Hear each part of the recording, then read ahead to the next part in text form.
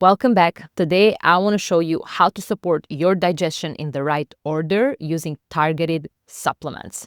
If you have digestive symptoms, this is going to be extremely valuable for you. If you've worked with me one-on-one, you know how conservative I am with supplements. So I want to teach you to be conservative as well. That way you stop wasting money and at the same time you get results. Before I get into the different supplements that you can use and when it makes sense to use which supplement, I would like to first show you how digestion works. Only when you understand this information, you will know how to properly use digestive enzymes, bile support, or Betaine HCL, supplements that support stomach acid. So let's get into it. This is the order of digestion. The first phase is what we call the cephalic phase, or your brain. This is the most important phase. We cannot supplement this. So it's extremely important that we fix and optimize this through our lifestyle. This phase is all about engaging our senses. So we're making the food, we're looking at the food, we're smelling it, we're touching it. This is what activates the brain to let the rest of digestion know that it is time to make digestive juices. If this phase is skipped, which a lot of us do, if we're on a rush, we're eating in our car, we're not present with our food, we are skipping a very important phase of digestion. After this phase, we have the production of saliva in the mouth as well as salivary amylase, which is an enzyme made in the mouth to help us break down carbohydrates. In addition to this, we also have mechanical breakdown. So we're chewing our food, and ideally you are thoroughly chewing the food before it gets to the stomach. Remember, nothing downstream will have teeth, so it's important that we chew our food thoroughly before we swallow. One of the things that can hinder this is if we are distracted while eating. So being on our phone, chit-chatting, watching a movie, things like that. So it's important that when you're eating and chewing your food, that you are fully present with the meal. That way, when it gets to the stomach, it is partially broken down. If all goes well with phase 2, then we have the production of stomach acid. Stomach acid plays multiple roles, but the two that are the most important are the activation of pepsin, which helps us break down protein, as well as sterilizing the food and the liquids that we are drinking. Healthy stomach acid levels help us reduce our risk of dysbiosis or overgrowths in the gut, because not a lot of things that are coming in are making their way into the small intestine or the large intestine. After stomach acid is produced, we have the pancreas releasing pancreatic enzymes. And these are the enzymes that will help break down fat, protein, and carbohydrates in the small intestine. We also have the production of bile by the liver, which is then released through the gallbladder into the small intestine. Bile helps us with the absorption of fats, essential fatty acids, as well as fat-soluble vitamins like A, D, E, and K. All four of them are extremely important for maintaining a healthy gut environment. Now that you understand the order, you can see how each phase builds on the previous phase.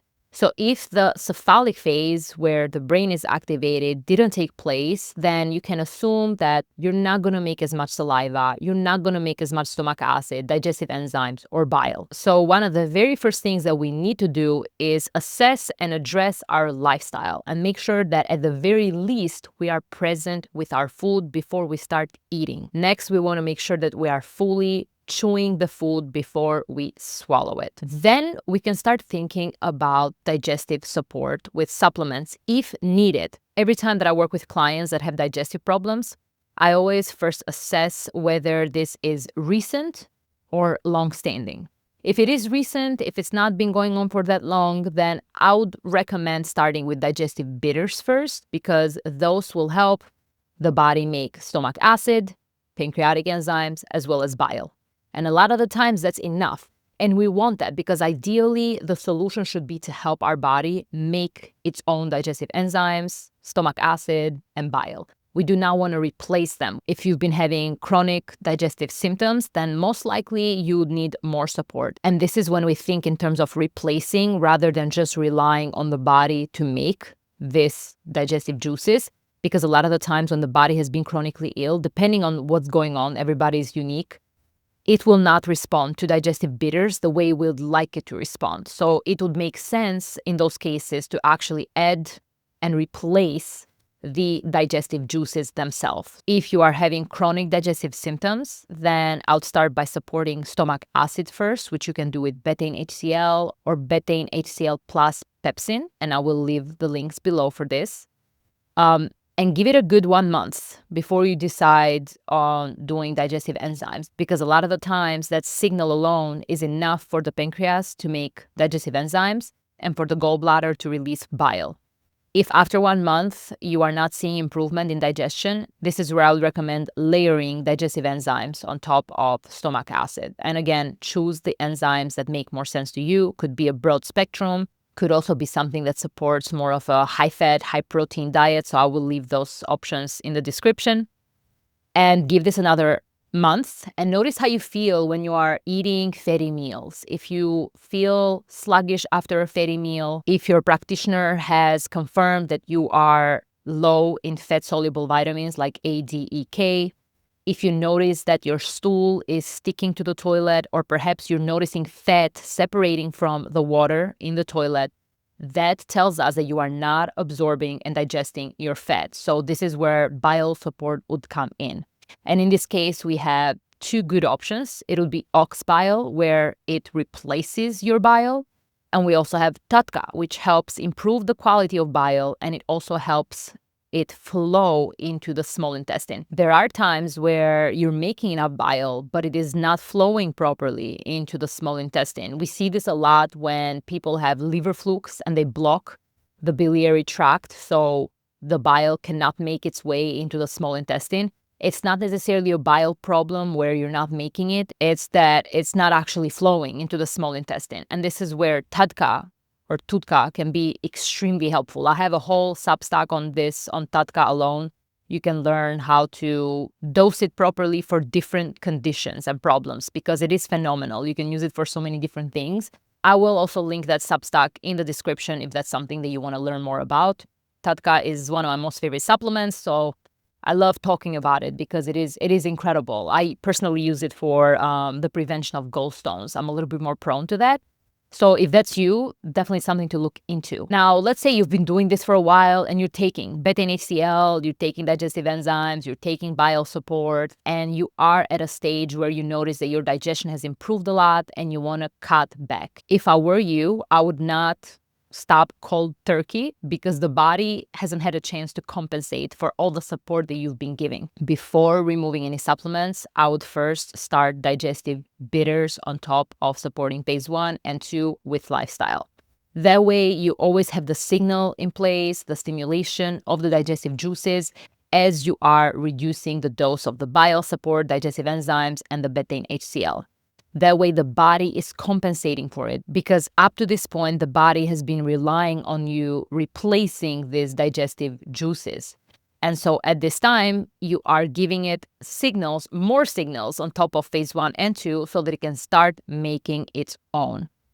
As you start doing digestive bitters, this is when you can start reducing the dose of the bile support supplements. Could be ox bile, TATKA, or a combination of both. One way to do this would be to just cut the dose in half first, stay on that for a few days to a couple of weeks, and then stop taking those supplements altogether.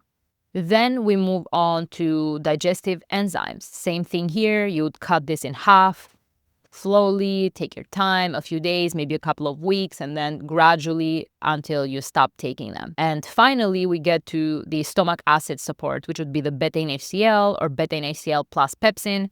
Same thing here, you can cut the dose in half for a few days, maybe a couple of weeks, and then slowly you stop taking that completely. During this entire time, you are optimizing phase 1 and phase 2, and you're taking digestive bitters so that the body is still getting the signals to start making digestive juices. This way, you don't feel worse. I've had clients in the past that stopped taking digestive support, cold turkey, and they got worse. You can have more bloating, more constipation. Digestion is off because, again, it was relying on you replacing all these different factors, and it didn't have a chance to start making its own digestive juices. When you understand this, you cannot get it wrong because it is so simple.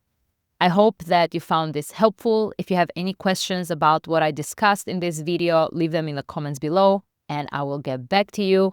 And please like, share, and subscribe so we can help other people in this situation. I will see you next time.